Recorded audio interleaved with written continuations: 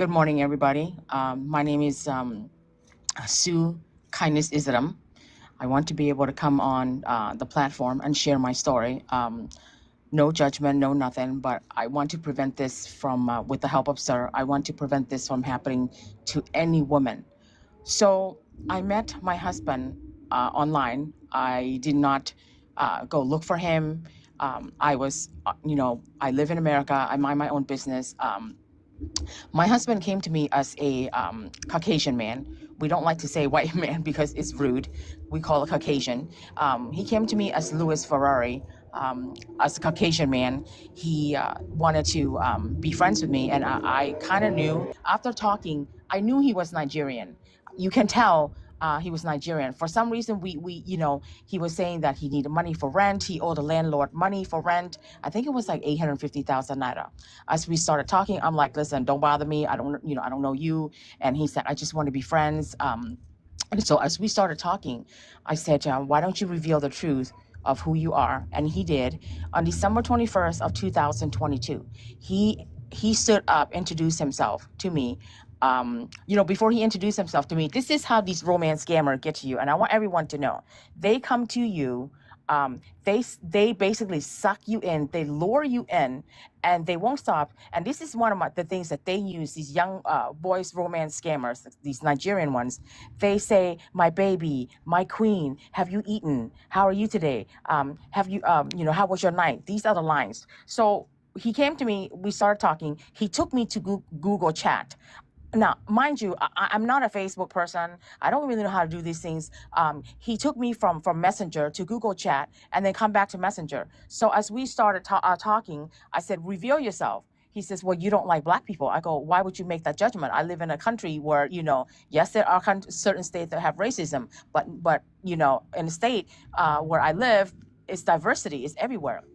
So I saw him the first time and I said, I'm going to give you a chance, even though you came to me as a Caucasian man and you were trying to get money from me for rent. And then also he wanted to get money for his cell phone bill. And I've never heard of Nigeria. I went to school. Back in the days, we were not really educated about Africa. I didn't know nothing. I didn't even know Nigeria exists. So to get this story, after talking to him, meeting him in face to face in person, he started taking me to his WhatsApp. So I gave him my number I didn't even know how to download WhatsApp. I don't even use WhatsApp in America. He walked me how to use WhatsApp. We started talking. And the first week, he sends me, he goes, what's your address? I'm like, oh, why would you want my address? He gained my trust. And he is a smooth talker. Some of these Nigerian boys that are romance scammer, they are smooth talker. They just know how to use the words to get you in. He sent me a picture to my house of me and him that he made together as a photo frame. And I was like, okay. And then as we get more, he would send me Valentine's gift. I was blinded by his love. I couldn't see. I could not see straight. But the way he talked to me, the way he romance scammed me, I was like, you just get lost in his words. And these romance scammers, they are at you all the time. I mean, you're not even up yet. They're like, hey, baby, what you doing, baby? I'm here. I'm waiting for you, baby. They're constantly at you all the time until you started like, oh, okay. Like, you started believing their words. I started believing his word. We started talking. I met him in person. I gave him a chance. We started talking. Then he was able to gain my trust. And then I was able to I don't even know how to do like Bitcoins or gift cards. He told me send him gift card. I was like, okay. So I went and bought gift cards at Target. I sent him gift card for him to eat, feeding, and then as we get to know each other, he then tells me go set up Bitcoin. I don't even know anything about Bitcoin. He was like teaching me how to gain his trust and go open Bitcoin and send him money. As we were going, I sent him money through Bitcoin. And then all of a sudden we gained trust, me trusting him. I somehow went and opened send him money through Sendwave.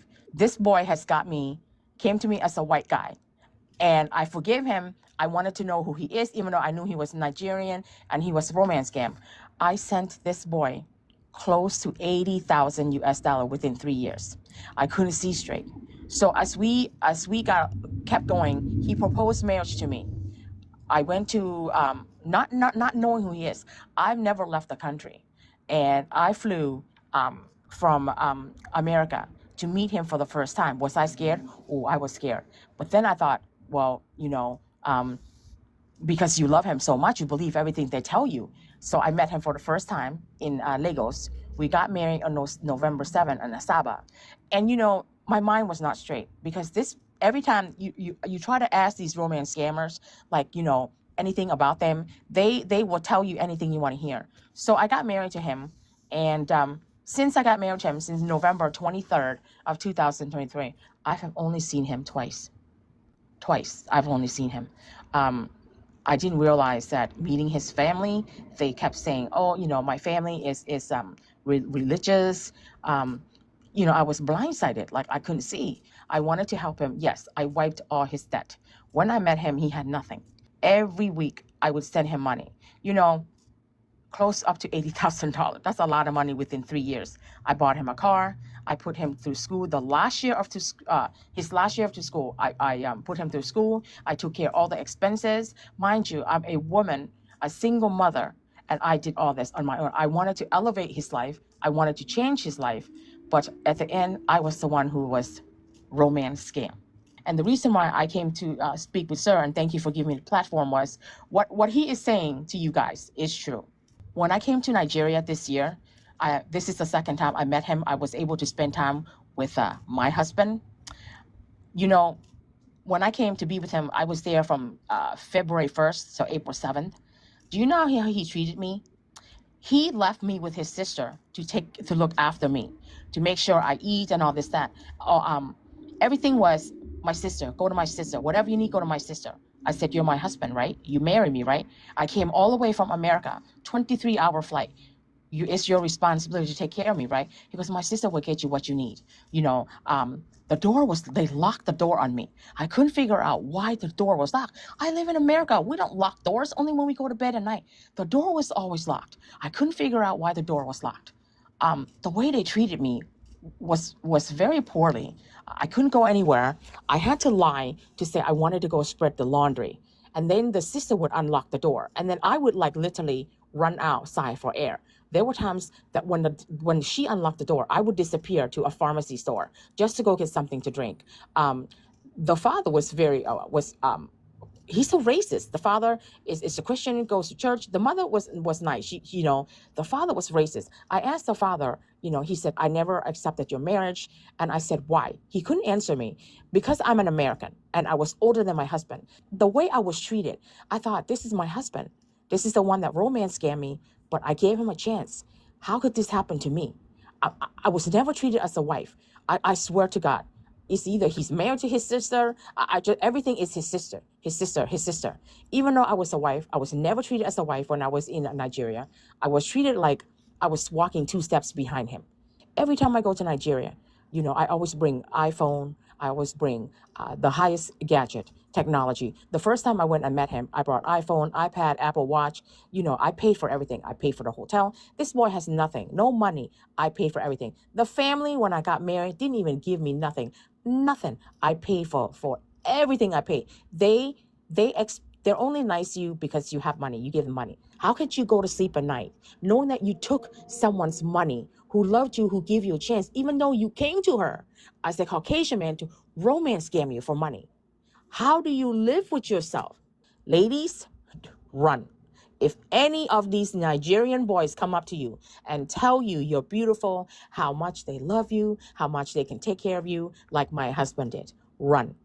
The only thing he did for me, this boy, was giving me lip service. I call it lip service. That's it. Lip service. I don't know. I made this up. Lip service. That's it. It's just to tell you the things you want to hear, to get money. That's it. For the ladies who met the really good Nigerian, God bless you. God bless you. Praise Jesus. I'm happy for you. But this happened to me. This happened to me. It nearly almost took my life. What he did to me, it nearly almost took my life. I'm not going to share, but I'm going to tell you. I lost nearly 3 years of my life to this boy.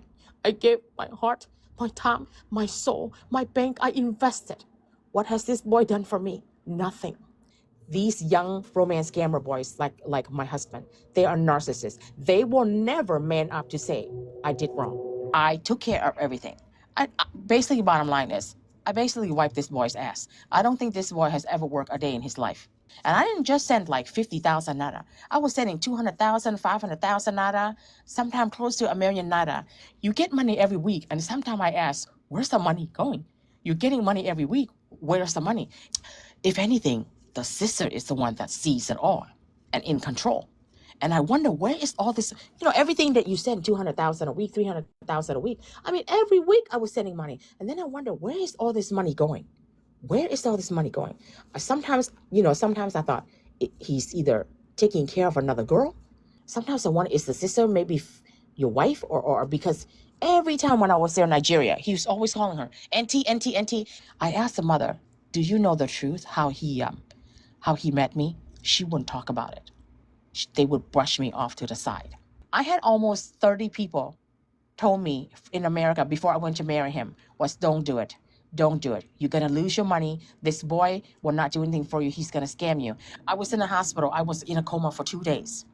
I learned that this boy used my iPhone and used my face when I was in a coma to unlock my phone and deleted all the information that would incriminate him as a romance scammer. How I found this out was when I went back, I woke up from the coma.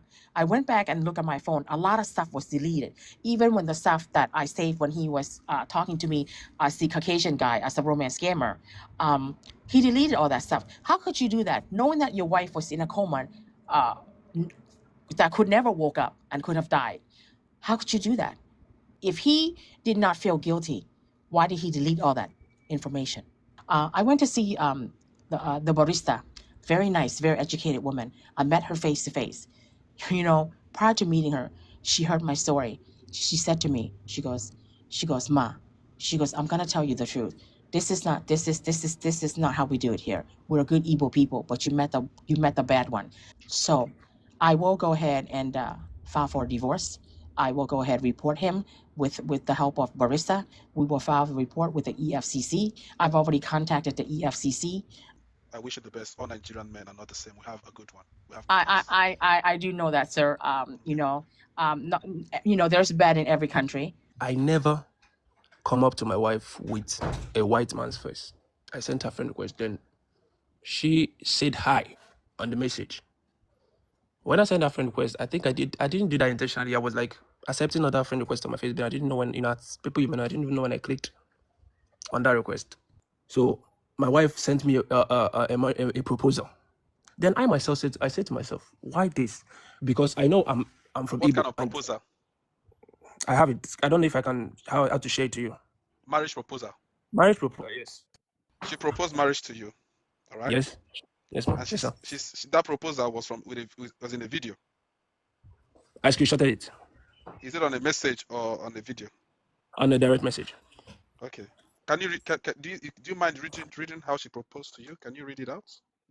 I read Dalanda.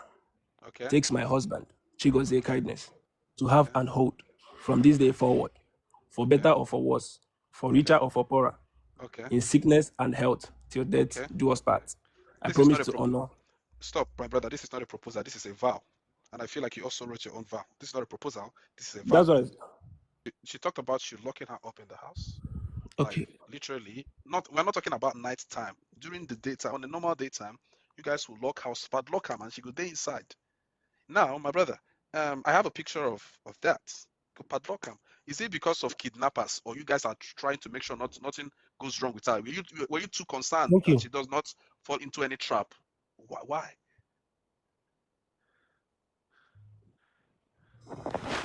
The reason on that, we didn't padlock to cage her. The reason is because she, that happened during her last visit in Onitsha. She decided that she'll be coming to Onitsha direct. I first told her how unsafe it can be here. That we both have to be very, very careful. I'm not telling her not to come to Onitsha because I'm not hiding anything.